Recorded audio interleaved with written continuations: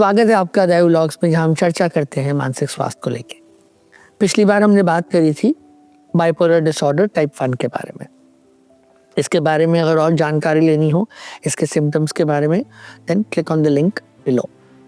Bipolar disorder के लिए ऐसा कहा जाता है दैट ये मोस्ट हेरिटेबल साइकियाट्रिक कंडीशंस में से एक है। समीर, जो जेनेटिक्स है बाइपोलर डिसऑर्डर का, उसके बारे में बताइए। प्रेवलेंस के पॉइंट ऑफ व्यू से अगर देखा जाए तो किसी ना किसी फैमिली मेम्बर में, क्लोज बायोलॉजिकल रिलेटिव में ये प्रॉब्लम होती ही होती है। इसलिए आप जो फैमिली स्टडीज़ करते हो तो आप वो जीनियोलॉजी बनाते हो 3 जनरेशन्स की, और उसमें आप रियलाइज़ करते हो कि 2/3 मतलब बिग फिगर 2/3 ट्रांसफरेबल है आगे अगली जनरेशन में। तो बाइपोलर एक्चुअली अब जेनेटिक्स पॉइंट ऑफ व्यू से बिकम्स वेरी इंपॉर्टेंट। सो यानी 2/3 ऑफ पीपल जिनको बाइपोलर डिसऑर्डर है, उनमें से किसी एक को एक क्लोज बायोलॉजिकल रिलेटिव होगा इस कंडीशन का। That's why it's also important कि हमारे लिए फैमिली हिस्ट्री की वैल्यू बहुत इंपॉर्टेंट है, और अर्ली इंटरवेंशन के लिए बहुत ज़रूरी है कि अगर हमें पता है कि हमारी फैमिली में ये जेनेटिक प्रीडिस्पोजिशन है, तो हम अगर इसके बारे में जानकारी रखें, अर्ली साइंस एंड सिम्टम्स के बारे में रखें, अर्ली इंटरवेंशन कर सकें, तो it will help a lot. So genetics के साथ थोड़ा ब्रेन न्यूरोट्रांसमीटर्स या ब्रेन रिलेटेड और क्या फैक्टर्स हैं? बाइपोलर डिसऑर्डर के बारे में अगर हम समझें तो ब्रेन में मेजर चेंजेस होते हैं जो सेरोटोनिन न्यूरो सर्किटरी में होते हैं। अगर हम डिप्रेसिव डिसऑर्डर के बारे में बात करते हैं, हम न्यूरोकेमिकल सेरोटोनिन के लेवल्स की बात करते हैं। यहाँ थोड़ा सा फ़र्क है। यहाँ क्या होता है कि ब्रेन में, स्पेशली फ्रंट ब्रेन में, जो रिसेप्टर है, जो सर्किट है, वो एरियाज इफेक्ट होने शुरू हो जाते हैं। तो जैसे एक रिसेप्टर है सेरोटोनिन का जो मूड संबंधित है, वो स्विच करता है, अचानक से स्विच ऑफ हो जाएगा तो आप डिप्रेसिव फेज में चले गए, अचानक से वो स्विच ऑन हो गया तो आप एक मैनिक फेज में चले गए। सो यहाँ पे फिजिकल चेंजेस हैं जो ब्रेन में है। सो इसलिए ये बीमारी ज़्यादातर ब्रेन से शारीरिक तौर पे पैदा होती है। एंड दैट्स व्हाई जो कोरिलेशन हम बात करते हैं कि अगर किसी को सीजर डिसऑर्डर होता है, अर्ली ब्रेन ट्रॉमा रिलेटेड बात होती है, सब्सटेंस यूज़ का कोरिलेशन है। सो ऐसे बहुत सी चीज़ें जो किसी तरह से हमारी ब्रेन रिलेटेड फंक्शनैलिटी पर असर करती हों, that's why the biological aspect as well. Biological aspect is one of the most important aspect, क्योंकि उसकी प्रीडिस्पोजिशन किसको होगा, उसके क्या प्रोग्नोसिस होंगे, कितना लंबा वो चलेगा, ट्रीटमेंट में दवाइयों पे कितनी निर्भरता होगी बाइपोलर को मैनेज करने के लिए, ये चीज़ें लिंक हो जाती हैं।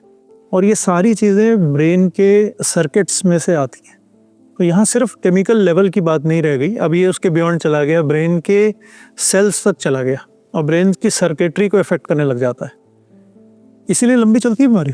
एंड विच इज़ वाई जब हम ट्रीटमेंट की भी बात करते हैं, जो मूड स्टेबिलाइजर्स हैं, सम ऑफ द मूड स्टेबिलाइजर्स जो हम यूज़ करते हैं आर ऑल्सो एंटी कन्वल्सेंट्स, जो एपिलेप्टिक इलनेसेस में भी काम करते हैं, राइट? ब्रेन की इलेक्ट्रिकल एक्टिविटी को रेगुलेट करती हैं। तो यहाँ सिर्फ केमिकल तक सीमित नहीं है, अब ब्रेन सेल की इन्वॉल्वमेंट है।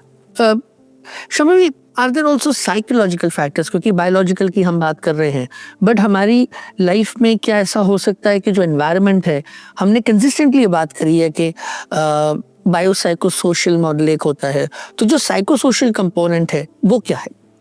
अगर हम एनवायरमेंटल कॉजेज़ की बात करें तो any sort of stressor in our life, और यहाँ जब कॉज होगा या ट्रिगरिंग फैक्टर होगा, कंट्रीब्यूटिंग फैक्टर होगा, बिकॉज जब हम कॉज की बात करते हैं then we are almost saying कि this is what is causing it, vis a vis कि मेरे में एक प्रीडिस्पोजिशन है, और जब मेरे पास एक एनवायरमेंटल फैक्टर आ रहा है तो उसका जो इंटरफेस है which is what is the illness is presenting. So how does it play? So it is the latter कि हमारे में प्रीडिस्पोजिशन है, और because of the social and environmental factors we are more prone to developing bipolar 1 disorder. और अगर factors की बात करें तो कोई भी स्ट्रेसफुल सिचुएशन हुई, किसी भी तरह का trauma, financial loss, death in the family, interpersonal relationship, medical illnesses, sometimes even certain medications, usage of medications and other illnesses can also influence. For example, जो अपनी प्रैक्टिस में कोई दवा आपने खास देखी हो जिसको कोरिलेशन है with let's say mood phase. So जो हम अपने साइकाट्री में यूज करते हैं उसमें serotonin, selective serotonin reuptake inhibitors जो होते हैं, पर वो हो गया ना कि अगर किसी के पास अगर किसी को बाइपोलर डिसऑर्डर है और अगर हम एंटी डिप्रेसेंट्स दे रहे हैं, सो वो जो mood switch, right, so that will be the mood switch which can be drug induced also, which is दवाइयों से, and it can also sometimes happen substances से, or it can happen through stresses. But what I was saying was non-psychiatric medications जो शंभवी जैसे कह रही थी कि which also have a play, जैसे ट्यूबरकुलोसिस की दवाइयाँ हैं, काफ़ी पुरानी कुछ एंटीबायोटिक्स हैं जिनसे हो जाता था. बहुत सारे इस तरह के मरीजों में जहाँ पे हमने देखा कि जो दवाइयाँ उन्होंने ली और उनसे ट्रिगर हो गया, तो बाद में ये रियलाइज हुआ कि ये लोग भी कहीं ना कहीं प्रीडिस्पोज थे. इसमें भी ये ट्रिगर का ही काम किया. अगर हम कहें कि इस दवा से मूड डिसऑर्डर होगा ही होगा, तो ऐसा नहीं. करेक्ट. स्टेरॉइड्स जैसी मेडिकेशन भी ऐसी चेंजेस ला सकते हैं बॉडी में जो कि साइकोसिस या जो कि मेनिया इंड्यूस कर सकते या मिमिक कर सकते, राइट. बट ये भी वही होगा जैसा अभी समीर कह रहे थे, प्रीडिस्पोजिशन है. सो ये नहीं है कि स्टेरॉइड लेने से या कुछ एंटीबायोटिक्स लेने से या एंटी ट्यूबरकुलोसिस दवा लेने से होगा ही होगा या एंटी डिप्रेसेंट से. सम पीपल में हैव अ टेंडेंसी. हमें बस ये पता होना चाहिए कि how to identify so that early intervention हो सके. मूविंग फॉरवर्ड, शंभवी, ट्रीटमेंट कैसे करेंगे हम बाइपोलर 1 डिसऑर्डर का? तो अगर हम मूड डिसऑर्डर या बाइपोलर 1 डिसऑर्डर के ट्रीटमेंट की बात करें तो जो मेन स्टे है वो मूड स्टेबलाइजर्स हैं. और मूड स्टेबलाइजर बेसिकली काम आते हैं कि वो फ्लक्चुएशन जो होती है हमारे मूड की उसको स्टेबलाइज करें. उसमें बहुत कॉमन जो मूड स्टेबलाइजर्स यूज़ होते हैं वो लिथियम है, वैल्प्रोएट है.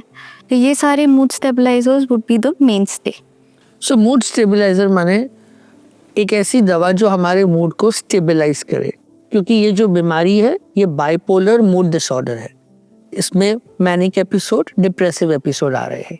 सो मूड स्टेबलाइजर लेने से फ्रीक्वेंसी ऑफ एपिसोड्स कम होती है, इंटेंसिटी ऑफ एपिसोड कम होती है. ये दोनों चीज़ें हैं. और जो फेज ऑफ नॉर्मलसी है, जो नॉर्मल फेज बिटवीन 2 एपिसोड्स, वो धीरे धीरे बढ़ जाता है. इसलिए मूड स्टेबलाइजर्स, तुमने बात करी लिथियम की, बात करी वैल्प्रोएट की. So there are other mood stabilisers also. There are mood stabilizers like lamotrigine, carbamazepine, oxcarbazepine और आजकल नया मॉलिक्यूल आया एंडोक्सिफिन. सो बहुत सारे ऐसे केमिकल्स हैं, ऐसी दवाइयाँ हैं जो ब्रेन में variety of mechanism of action से काम करती हैं. सबका एक सिमिलर पैटर्न नहीं है वर्किंग का. मूड स्टेबलाइजर के बियॉन्ड एंटीसाइकोटिक्स हैं जो डोपामीन के रेगुलेशन में आती हैं. वो थोड़ा, जब मूड स्टेबलाइजर आप स्टार्ट करते हो तो ज़रूरी नहीं है कि मूड इमीडिएटली सेटल हो, उसमें हफ्ता, 2 हफ्ता, 3 हफ्ता लग सकता है. पर ये जो आप बात कर रहे हो, so mood stabiliser let's say becomes the fulcrum of the treatment. लेकिन साथ में मैनिक एपिसोड का अलग ट्रीटमेंट होगा, डिप्रेसिव एपिसोड का अलग होगा. सो जब मैनिक एपिसोड होगा तब क्या ट्रीटमेंट होगा, डिप्रेसिव में क्या ट्रीटमेंट होगा, वो भी that also will be different, right? ज़्यादातर मूड स्टेबलाइजर ऐड करने के साथ साथ, सो पैरेलली मूड स्टेबलाइजर अपना काम करेगी, उसके साथ साथ we will do something called symptom based treatment. So जैसे अगर कोई पेशेंट सो नहीं रहे तो उनके लिए नींद के लिए फोकस्ड ट्रीटमेंट होगा. जो कोई ऐसे फेज़ में है, डिप्रेसिव फेज़ में है, बहुत ज़्यादा सो रहे हैं, तो उनके लिए वो दवाइयाँ इस्तेमाल नहीं की जा सकती. ऐसे सिम्टम के हिसाब से हम मैनेज करेंगे जब तक कि मूड स्टेबलाइजर का अपना adequate regular mood stabilising effect जब तक पूरा नहीं आता. और जब अगर डिप्रेसिव एपिसोड आएगा तो हम मूड एंटी डिप्रेसेंट्स, SSRIs और जो बाकी दवाइयाँ हैं वो भी यूज़ करेंगे. बट फ़र्क ये होगा कि उसकी ड्यूरेशन को हम थोड़ा कम रखेंगे और हम बहुत ध्यान रखेंगे कि कहीं मैनिक सिम्टम्स ना आ जाएं, उससे पहले वो हटा देंगे. जबकि मूड स्टेबलाइजर हम कंटिन्यू रखेंगे, राइट? इसमें एक बहुत इंटरेस्टिंग बात है जो आपने भी कहा. अक्सर क्या होता है बाइपोलर टाइप 1 में, क्लाइंट्स कई बार ऐसे फेज़ में आते हैं जो एक डिप्रेसिव फेज़ होता है और उनको पहले कभी मैनिक फेज हुआ ही नहीं होता, तो आपको पता ही नहीं होता कि ये बाइपोलर है। अब आपने एंटी डिप्रेसेंट डाली, उन्होंने एंटी डिप्रेसेंट ली, मूड ठीक हुआ और थोड़े दिन में मूड इतना एलिवेट हो गया कि वो मैनिक एपिसोड में चले गए।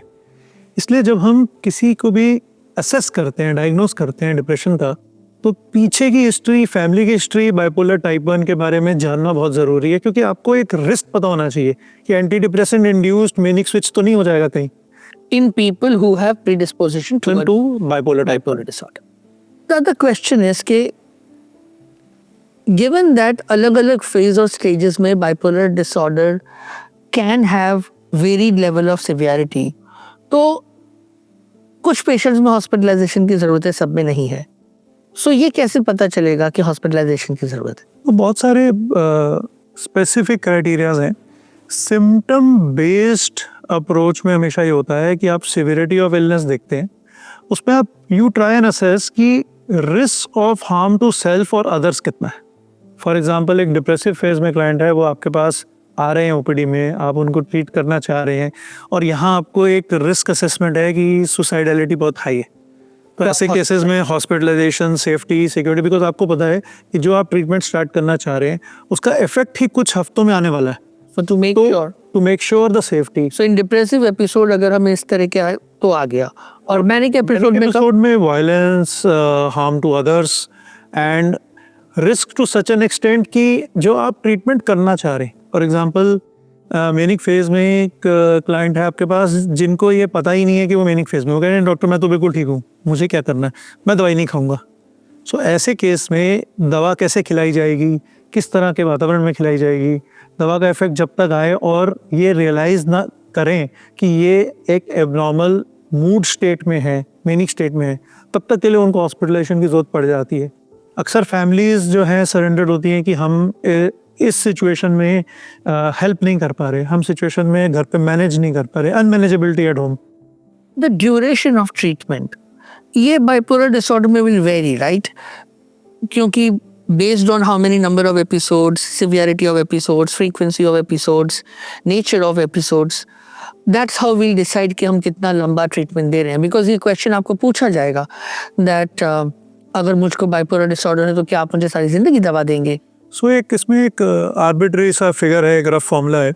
अगर आपको एक मैनिक एपिसोड हुआ और आप उसमें रिकवरी में आ गए दवा से, तो आप 1 साल का मिनिमम मेंटेनेंस मेंटेन करेंगे। सेकंड एपिसोड हुआ आपका लाइफ में तो 2 साल का मेंटेनेंस आफ्टर रिकवरी। 3 एपिसोड हो गए तो 3 इयर्स का एक आर्बिट्री फिगर है कि आप मेंटेन करेंगे recovery medicine post recovery. And 4th episode onwards it is lifelong. Mood stabiliser जैसी कोई भी जो सेलेक्टिव मेडिसिन आपको सूट करती है, उसका एक life long treatment maintenance for रेमिशन of bipolar becomes a must, उतना करना पड़ता है। और इनफैक्ट अपने पेशेंट्स को ये भी तो कहते ही हैं कि वन ऑफ द थिंग्स जिसका आपको ध्यान रखना है वो ये है कि अपनी स्लीप का ध्यान रखना चाहिए। अगर स्लीप अगर थोड़ी सी भी कम हो जाए तो आप इमीडिएटली डॉक्टर से बात करिए, क्योंकि स्लीप डिप्राइवेशन और sleep reduction can actually be a trigger specially for a manic episode in bipolar, और वो हम बात करते ही हैं। सो शम्मी, अब हम जब बात करते हैं कि एक एपिसोडिक प्रॉब्लम है, मूड्स भी वेरीड इंटेंसिटी के आ रहे हैं, एपिसोड में इलनेस आ रही है, हम रिलेशनशिप्स की भी बात कर रहे हैं, so what happens is that lots of people में सोशल रिदम उनकी इम्पेयर हो जाती है। सो सोशल रिदम थेरेपी के बारे में मुझे बताओ थोड़ा सा। So IPSRT, interpersonal social rhythm therapy. IPSRT, Yes. interpersonal social rhythm therapy. So that is something where जहाँ पे हमें फोकस करना होता है कि जो इंसान की डे टू डे लाइफ है वो मेंटेन हुए along with their sleep. जैसे आपने कहा कि sleep is very important, otherwise वो ट्रिगर कर सकती है हमारे मैनिक एपिसोड को। So basically IPSRT focuses on कि हमारी sleep along with all the activities, so it can be done by कि किसी को बोला जाए कि आप log maintain करिए कि ये activities हैं, इतने घंटे सोना है, इतने बजे उठना है। This is how it works. Along with that, there can also be other aspects. You can also tell कि family को क्या ध्यान रखना है, कि कोई भी situation हुए जहाँ पे sleep अगर डेप्रिवेशन होता है तो उसको अवॉइड करना है, चाहे वो वर्क रिलेटेड हो, चाहे वो कोई इवेंट रिलेटेड हो, चाहे वो सेलिब्रेशन रिलेटेड हो। So that is again something which the family also needs to take care of. Sameer, बहुत से लोगों का ऐसा मानना है दैट बाइपोलर 1 डिसऑर्डर में साइकोलॉजिकल इंटरवेंशन का रोल नहीं है, ओनली डिप्रेसिव एपिसोड है तभी है, अदरवाइज रोल नहीं है, या डिप्रेसिव एपिसोड में भी अगर स्ट्रेसर है तो नहीं है. But that's not true. I mean combined treatment, psychological intervention, both individual and family will have an impact on the overall prognosis. आगे चल के फ़र्क पड़ता ही है. सो तुम्हारा टेक क्या है इन terms of the psychological aspect of treatment bipolar 1 में?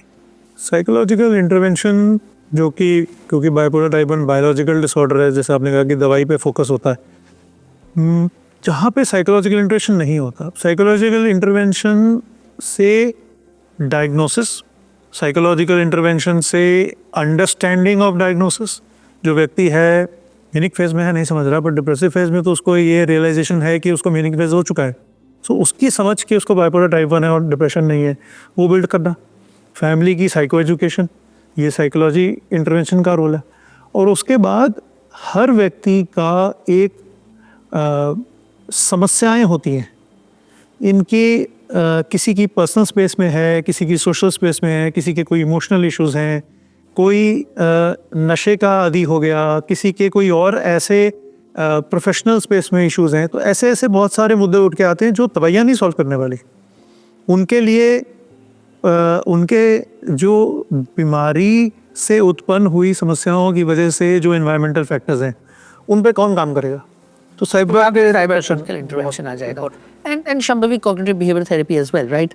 क्योंकि अगर हम स्पेशली इन टर्म्स ऑफ हमारी अप्रोच टू लाइफ, हमारे कुछ मैलअडैप्टिव एस्पेक्ट्स बोथ थिंकिंग में एंड बिहेवियरल पैटर्न्स में, so cognitive behaviour therapy, mindfulness for that matter, इन सब चीज़ों का भी रोल है. डेफिनेटली ज़्यादा रोल उसका उस समय पे आएगा जहाँ पे डिप्रेसिव एपिसोड ज़्यादा हो रहे हैं या डिप्रेसिव एपिसोड्स प्रोलॉन्ग हैं. तो वहाँ पे हम उनके कॉग्निशन पे, थॉट प्रोसेस पे, उनके बिहेवियर्स पे फोकस करना चाहेंगे. Also फैमिली के साथ काम करेंगे, because a lot of times the triggers which come out of families also need to be addressed. तो मुझे ऐसा लगता है कि even though bipolar disorder की जब हम बात करते हैं, टाइप 1 की हाँ जो बात कर रहे हैं, largely biological है, largely medical treatment है, but that does not mean that psychosocial intervention का value नहीं है. In fact, psycho education, awareness, cognitive behavioral therapy, family related work, जब हम ये इंटीग्रेट करते हैं, सोशल रिदम की हमने बात करी, लाइफस्टाइल का जो रोल है, सो ये बहुत ज़रूरी है कि जब हम किसी बीमारी के इलाज को देखें तो हम उसको एक 360 डिग्रीज होलिस्टिक अप्रोच के साथ देखें और सिर्फ ये ना देखें कि एक दवा मात्र से फ़र्क आ जाएगा. Bipolar disorder across age group होता है और ये ज़रूरी है कि हम सब अपने आप को एजुकेट करें इस बीमारी के बारे में. अगर हमें पता चलेगा कि हमको हमारे आसपास, हमारे परिवार में अगर किसी को भी साइंस आ रहे हैं और हम जल्द से जल्द अगर किसी मेंटल हेल्थ एक्सपर्ट के पास जाएंगे तो लॉन्ग टर्म इम्पैक्ट कहीं हद तक कम होगा और क्वालिटी ऑफ लाइफ बहुत बेहतर होगी. हमने बात करी बाइपोलर डिसऑर्डर टाइप 1 के बारे में. आप सुन रहे हैं हमें अदायु लॉक्स पे, जहाँ पे हम चर्चा करते हैं मानसिक स्वास्थ्य के विषय में.